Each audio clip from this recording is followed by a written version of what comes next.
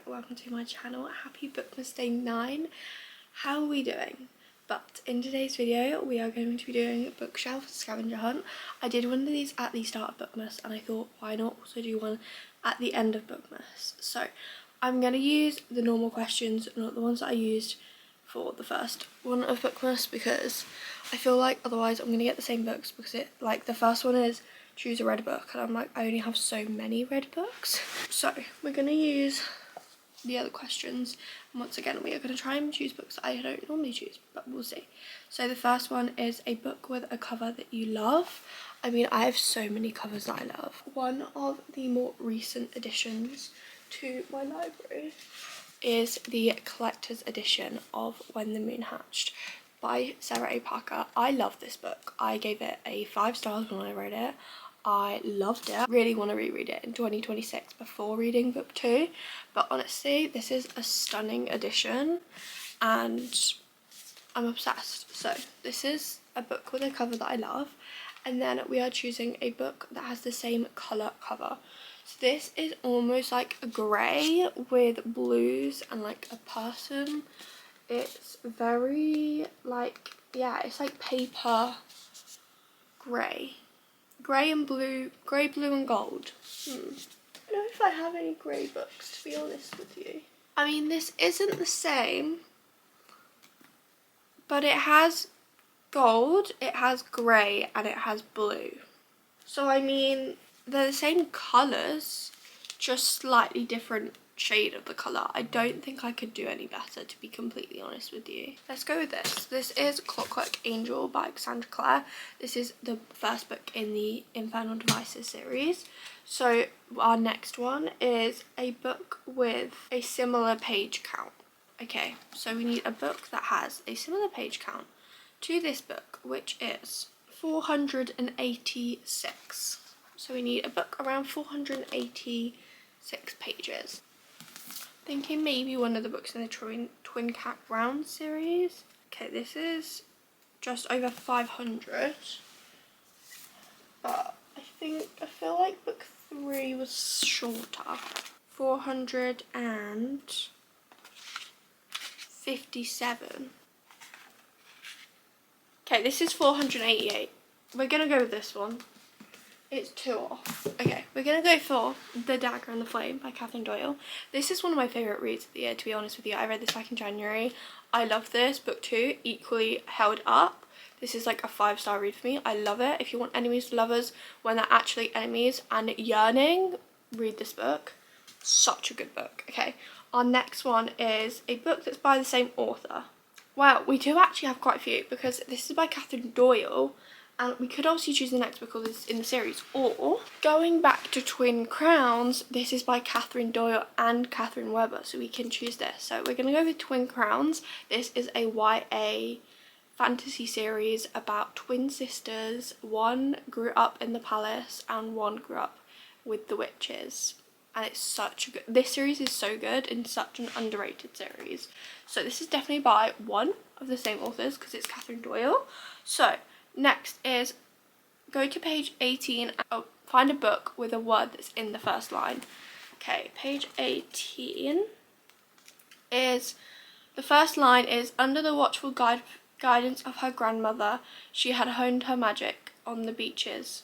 Maybe under. I think under. Do I have any books that have under? We're gonna have to go for the, I think, in the sentence, which is definitely, I always think that's like a cop-out word, because a lot of books are like the da-da-da. But let's choose a book that has the. I'm gonna go for The Rose Bargain by Sasha Payton Smith. This is such a good book. Again, another YA fantasy. I think this is going to be a duology. Book 2 is coming out very soon. Seriously sounds, it's such a good book. If you want like Faye meets Bridgerton with like somewhat of a trial kind of thing, you'll definitely like this. This is The Rose Bargain.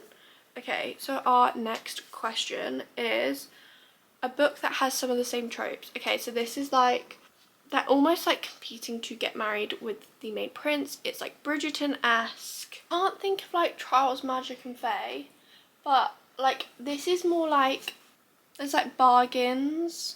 And this is like Fae, as in like the Cruel Prince kind of Fae. That makes me want to do the Cruel Prince because I feel like there is some sort of like bargain in that series.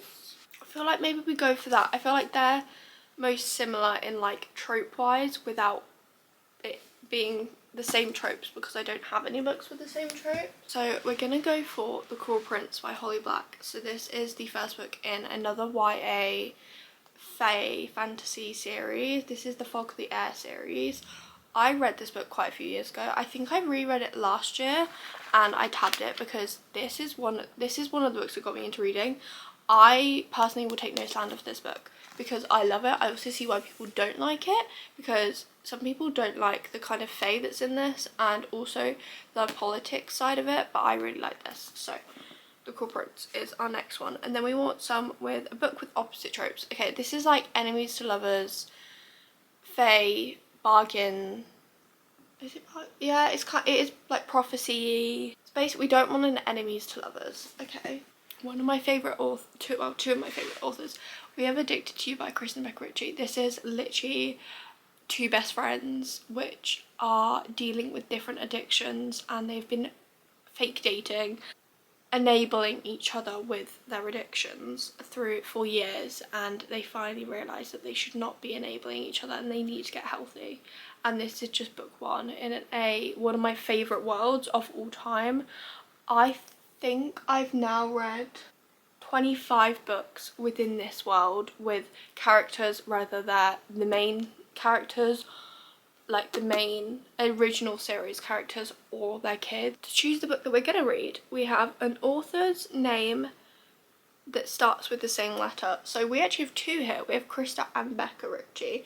So we could do a K, a B, or an R. I always give myself the last name as well because sometimes it's really difficult. So we have a K, a B, or an R. Let's try and find a book on my TBR that's author's name starts with a K, B, or R. This might be quite difficult. I feel like I don't have many authors like with a K, B, or R. And I always also try and do author's first name or last name just to try and give myself a few more options. This is my immediate TBR. We could do Warrior Princess Assassin by Bridget Kemmer. We could do Love Like Farms by B.K. Morrison. I mean, that's a K and a B. See, I think out of them though, I'm more going towards this. Let's check my TBR. Do Thorn Season by Kira Azar. I'm kind of between Warrior Princess Assassin or Love Like Farms by B.K. Morrison. I feel like a very different vibe. This is like Christmassy romance, and then this is like fantasy. You know what I mean? So, what one should we pick? I feel like because we're getting close to Christmas, I feel like I should pick Love Like Farms. This is a romance about a Christmas tree farm owner and in a small town, and that sounds absolutely perfect. Ignore the actual state of me. But I'm now just over halfway through Love Like Farms by B.K. Morrison. I'm now on page 162, which is chapter 15.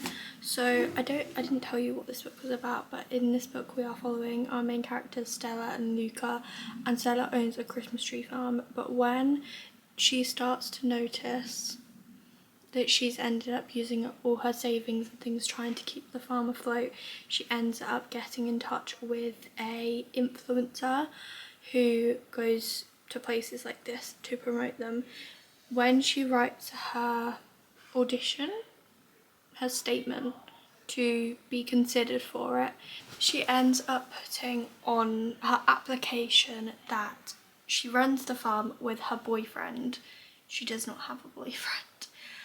Her best friend Luca of like I think 17 years, she has the biggest crush on him.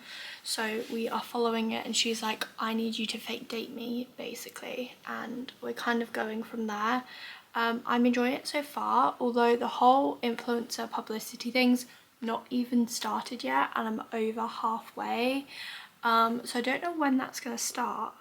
But I'm enjoying it. I'm enjoying the Christmas vibe of like, we had Thanksgiving, which obviously we don't have in the UK, so. but we had like that, and I know that's like end of November, so we're gonna get into the Christmas part now, but it still feels somewhat Christmassy because obviously she runs a Christmas tree farm. I'm enjoying it so far.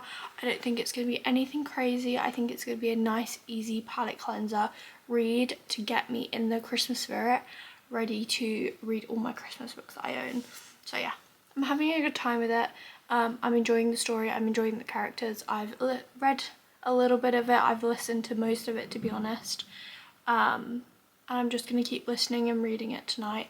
And honestly, I'm going to try and finish it because I think it's definitely doable. Like I said, I only have 130 pages left. And as of right now, it's 5:45.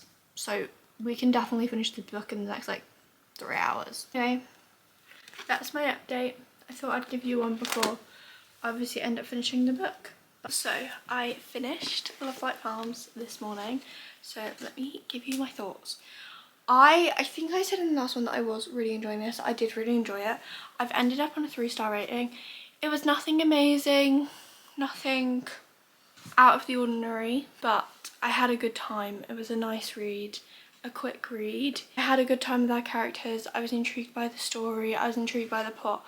The only thing is I wish we got more of the influencer bit of it, because I feel like we didn't get a lot of that, but I did enjoy it. I enjoyed the plot, I enjoyed the way it went, I enjoyed our characters. I am intrigued to read the other books in the series because this is book 1, so there's 3 other books. I'm intrigued to read them, I'm gonna read them. And yeah, I had a good time. I love a small town romance. I can never fault them. I especially love them if they're like seasonal, which I know this whole series, I think every single one of them is a different season. I liked seeing potentially glances into what the other couples in the series could be, and yeah, I had a great time. I thought it was a good read. 3 stars, solid read. Would I recommend? Yeah. If you want a fun, Christmassy, easy to read romance, I definitely recommend this. And BK Borison, I love BK Borison. I think this is, I always say I love BK Borison. I've only ever read First Time Caller and now this by her, but I loved First Time Caller, and this is her backlist that I'm now reading, and I'm really liking this. So yeah, 3 stars, had a great time, definitely recommend. So yeah, so that's it for Bookmas Day 9. I really hope you enjoyed it. Obviously, we now only have 3 Bookmas videos left, so get ready. I'm very excited, but I hope to see you in my next one. Bye.